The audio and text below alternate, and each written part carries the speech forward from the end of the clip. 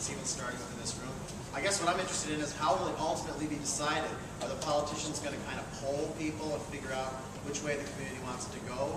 Or will there ultimately maybe even be a referendum? I just want to know, I mean, how do we figure out what people want, regardless of where, which is more expensive, what do the technical people want? How do we figure out what North Minneapolis as a whole wants? How do we ultimately figure that out? That's a great question. One of the things is the process isn't there yet. And there's a lot of people that have a lot of questions that haven't been answered yet. We haven't generated the details so people can even get a real good understanding yet of what does this mean.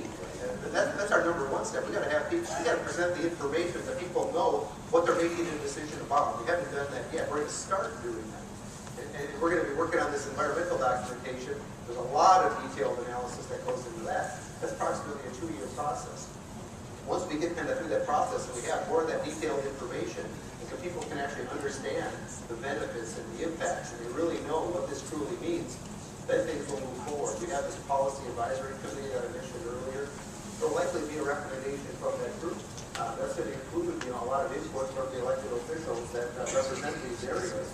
The Hennepin County Regional Railroad Authority will likely make a recommendation to the Metropolitan Council, but according to the federal process, the Metropolitan Council will ultimately make the approval decision on what is the locally approved alternative. But they do list it others. There's going to be a lot of people involved with this decision process. And just so that you know, a part of one of our action steps before we leave is that we are going to put out a call for those who want to be on our resident community group, so that we will have our group, so that we can monitor exactly what's going on, and we can also be represented on the other committees as well. So our voice, the residents' voice, is being heard.